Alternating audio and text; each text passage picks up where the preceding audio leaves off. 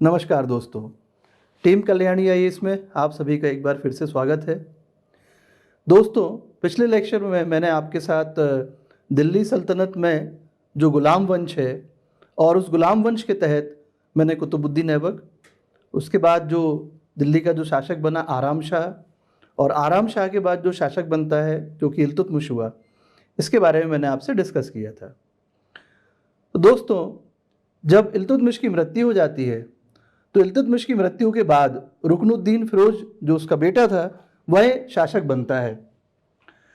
अब रुकनुद्दीन फिरोज, हम लोग ईयर बात कर रहे हैं 1236 की। तो रुकनुद्दीन फिरोज जो था ये इसी का पुत्र था इल्तुतमिश का, और ये एक अयोग्य शासक था। तो चूंकि ये अयोग्य था इसलिए इसकी जो माँ थी, शाह तुर्कान नाम था उसका, ये इसके शासन काल में पूरे समय छाई रही।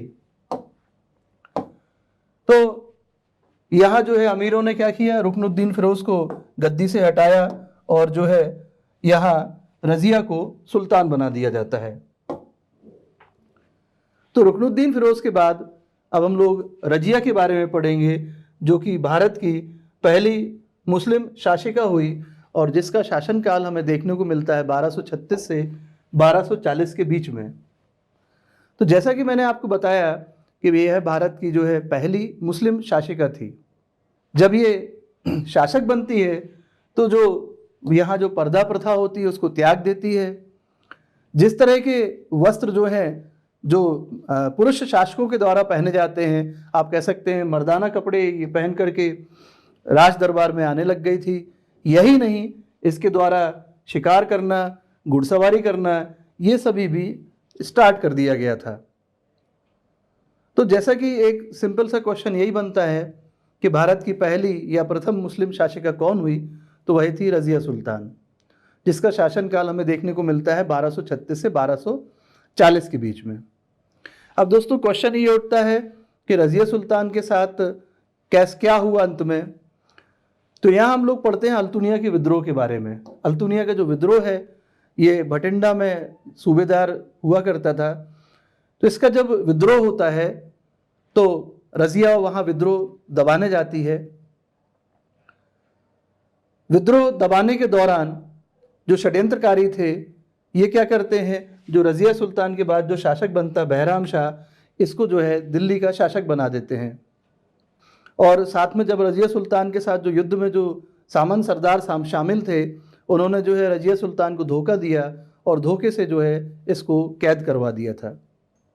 तो रजिया सुल्तान जो है बठिंडा के किले में कैद हो जाती है।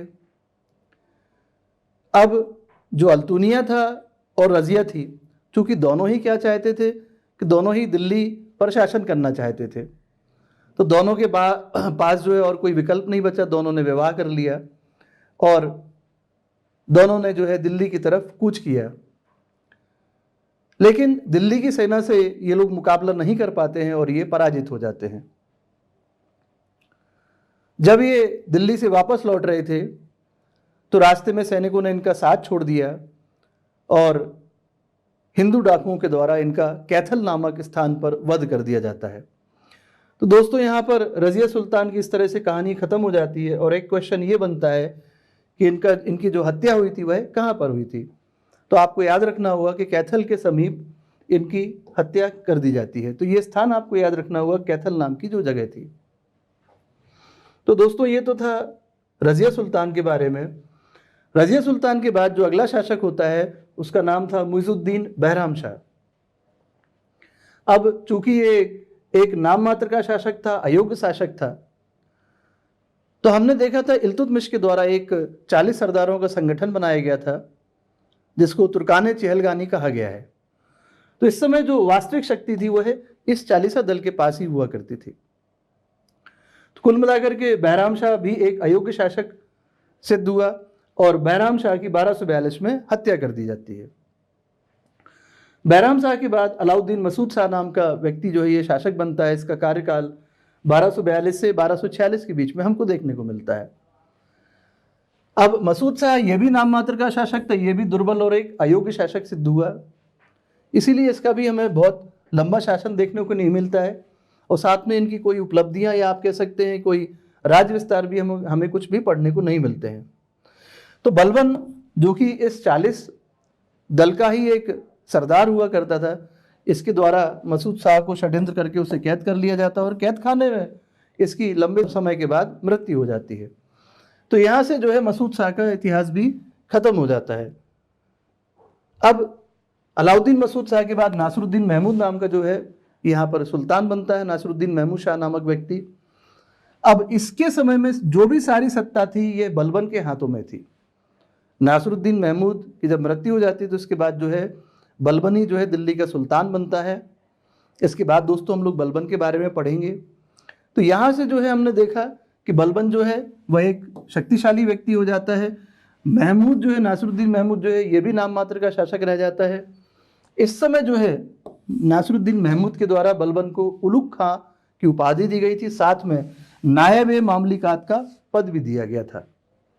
तो दोस्तों 2 क्वेश्चन यहाँ से फिर से निकल के आते हैं कि बलबन को उलुग खां की उपाधि किसके द्वारा दी गई थी और नायब मामलिकात का जो पद है वह किसके द्वारा दिया गया था। तो यहाँ दोनों में आपको नासिरुद्दीन महमूद याद रखना होगा, दोनों ही बहुत इंपॉर्टेंट क्वेश्चंस बनते हैं। दोस्तों इसके बाद अगर हम बात करें तो बलबन के बारे में हमको पढ़ना होगा, जिसका एक लंबा शासनकाल हमको देखने को मिलता है 1266 से 1286 ईस्वी तक। तो इसके बारे में हम जब बात करते हैं तो ये इलबारी तुर्क था, लेकिन हमें फिरदौसी के शाहनामा से पता पड़ता है कि ये आफरासियाब का वंशज रहा है। इसका जो वास्तविक नाम था वह बहाउद्दीन था। तो एक क्वेश्चन यहाँ से इंपॉर्टेंट निकल के आता है कि इसका जो है बचपन का या वास्तविक नाम क्या था। बहाउद्दीन था और ये इलबारी तुर्क का जनजाति का व्यक्ति हुआ करता था। अब जब हम इसके बारे में हम थोड़ा सा अगर हम हिस्ट्री देखें, तो इतिहास देखें, तो बचपन में ही जो है बलबन को मंगोलों के द्वारा कैद कर लिया गया था और मंगोलों के द्वारा जो है जमालुद्दीन बसरा नाम के व्यक्ति को बगदाद में ला करके बेच दिया गया था। तो जमालुद्दीन के द्वारा जो है बलबन को दिल्ली लाया जाता है और दिल्ली में जो है इल्तुतमिश जब ग्वालियर विजय के बाद आता है तो इल्तुतमिश के द्वारा बलबन को खरीद लिया जाता है। तो यहाँ से जो है बलबन जो है अब इल्तुतमिश का गुलाम बन जाता है और इल्तुतमिश जो है इसे 40 दल में शामिल कर लेता है और इसे खासदार का पद दे देता है। खासदार का मतलब होता है जो कि व्यक्तिगत सेवक था इल्तुतमिश का। अब अगर हम देखें तो इसके बाद हमने आपको बता दिया कि खासदार का पद जो है ये इल्तुतमिश के द्वारा दिया गया था बलबन को। इसके बाद हम जब रजिया सुल्तान का जब शासन आता है तो यहाँ बलबन को अमीर शिकार का पद दे दिया जाता है। तो अमीर शिकार के पास क्या जिम्मेदारियां होती थी? सैनिक और राजनीतिक संबंधित जिम्मेदारियां होती थी, मिलिट्री और पॉलिटिकल रिस्पॉन्सिबिलिटीज थी। किसके ऊपर? बलबन के ऊपर। जब हमने बहराम शाह का शासनकाल देखा तो इस समय जो है बलबन को अमीर आखुर नामक पद दिया गया। तो यहाँ बलबन के ऊपर जो भी हाथी और घुड़सवार होते थे उनकी देखरेख की जिम्मेदारी बलबन के पास आई थी। इसके बाद जब हमने मसूद शाह का शासनकाल देखा था तो इसके पास अमीर हाजिब का पद था। अमीर हाजिब के पास जो भी विजिटर्स आते थे उनको हैंडल करना होता था, जो भी मिलने वाले आते थे उनसे उनकी जिम्मेदारी बलबन के पास थी। और नासिरुद्दीन महमूद के समय हमने क्या देखा कि बलबन के पास नायब मामलिकात का पद आ जाता है। अब नायब मामलिकात में इसके पास क्या जिम्मेदारियां होती हैं? तो उस समय जो भी विरोधी तुर्क थे तो उनसे निपटने की जिम्मेदारी किसके पास थी? बलबन के पास थी। इसके अलावा जो भी राजपूताना क्षेत्र थे, जो राजपूत थे, तो ये जो शक्तिशाली हो रहे थे उनसे भी जो है दिल्ली राज्य को सुरक्षित करना, ये भी बलबन के ऊपर जिम्मेदारी थी। और जो भारत पर मंगोलों के आक्रमण हो रहे थे तो मंगोलों के आक्रमण को विफल करने की जिम्मेदारी भी किसके पास थी? बलबन के पास थी। तो ये हमने देखा कि बलबन के पास धीरे धीरे जो है इस तरह से बलबन शक्तिशाली हुआ, इस तरह से पद जो है बलबन के पास आते रहे। इसके बाद हम देखते हैं कि बलबन की क्या कूटनीति थी। तो सबसे पहले हम बात करते हैं बलबन के राजत्व सिद्धांत की। तो बलबन का राजत्व सिद्धांत क्या था, इसको हम लोग समझते हैं। तो बलबन के राजत्व सिद्धांत की 2 प्रमुख विशेषताएं थीं। पहला, बलबन का कहना था कि ये जो सुल्तान का पद है ये ईश्वर के द्वारा प्रदत्त पद होता है। क्या कहा था बलबन ने? कि जो सुल्तान का पद होता है ये ईश्वर के द्वारा प्रदत्त पद होता है। तो ये उसके राजत्व सिद्धांत की पहली विशेषता थी। जो दूसरी बात उसने जो दूसरी विशेषता बताई थी राजत्व सिद्धांत की, वह क्या थी? वह थी कि जो सुल्तान का पद होता है वह निरंकुश होता है, या सुल्तान का पद जो है निरंकुश होना आवश्यक होता है। अब जो उसने पहली बात बोली थी कि सुल्तान का जो पद होता है वह ईश्वर द्वारा प्रदत्त पद होता है, तो उसका कहना था कि जो सुल्तान का पद होता है उसका वो है अल्लाह के पद के बाद आता है। तो सुल्तान ईश्वर का प्रतिनिधि होता है और सुल्तान जो भी कार्य करता है वह अल्लाह के आदेशों के द्वारा ही करता है।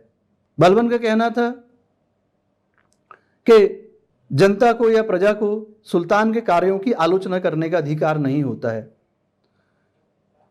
और सुल्तान का जो पद होता है वह निरंकुश होता है, और इस कारण जो है उसके कार्यों की आलोचना नहीं की जा सकती है।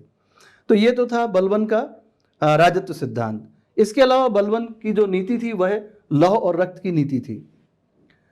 तो लौह और रक्त की नीति से क्या संबंध था कि अगर आप सुल्तान से किसी तरह का कोई विद्रोह करते हैं तो आपको जो है मृत्युदंड भी दिया जा सकता है।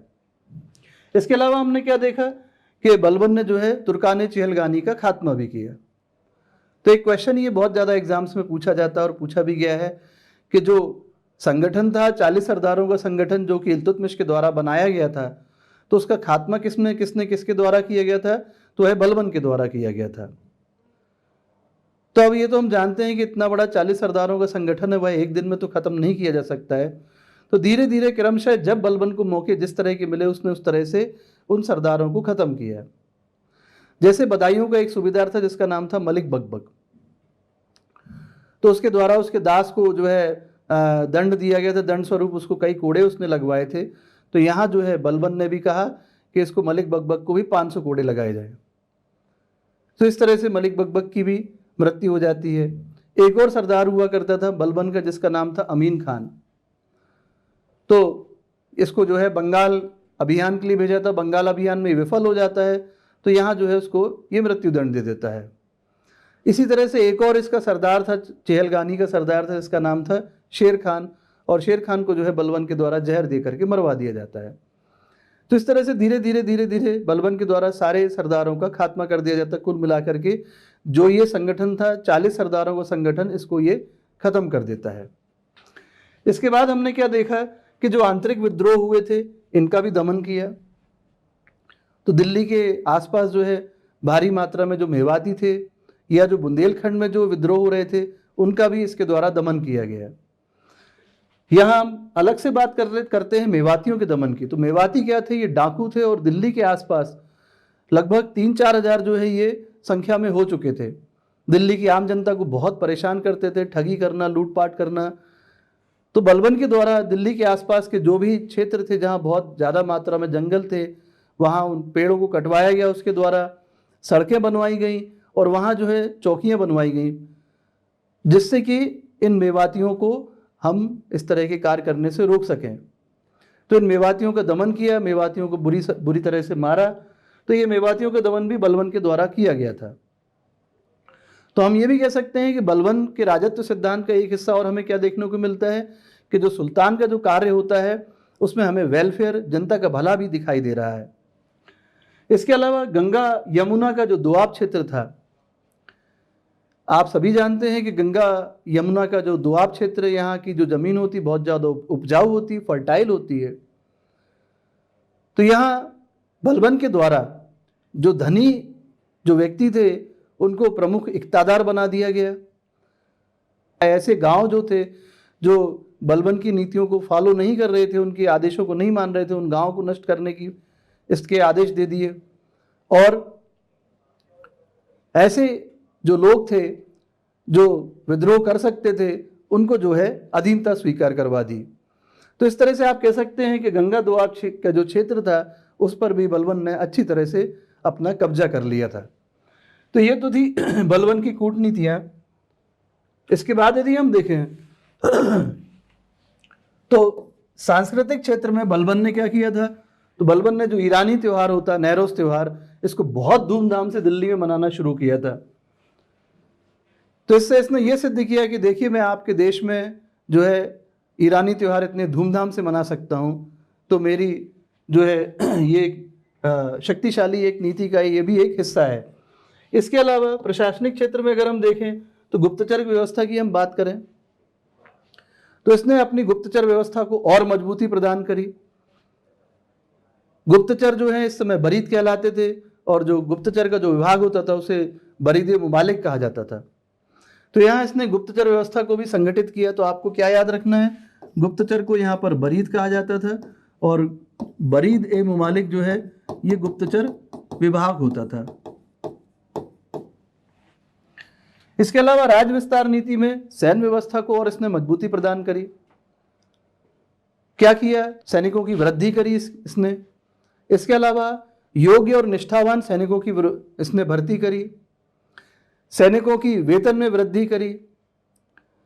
इसके अलावा सदैव तत्पर सेना रखी और ऐसा करने वाला ये पहला सुल्तान हुआ और साथ में आरिज नाम का एक विभाग भी इसके द्वारा बनाया गया था। तो ये तो थी सैनिक व्यवस्था की हमने बात करी। इसके अलावा आचरण संहिता की हम बात करें तो इसके द्वारा सिजदा और पैबोस ये दो चीजें इसने शुरू करी थी। सिजदा क्या होता था दोस्तों, ये क्वेश्चन दोनों बहुत एग्जाम्स में आ चुके हैं। सिजदा और पैबोस ये किसके द्वारा शुरू किया गया था?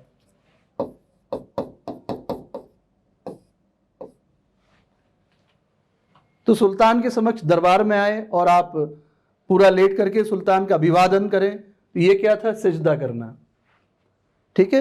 और पैबोस क्या था, सुल्तान के पास आए और उसके चरणों को आप चूमें, तो ये क्या था, पैबोस था।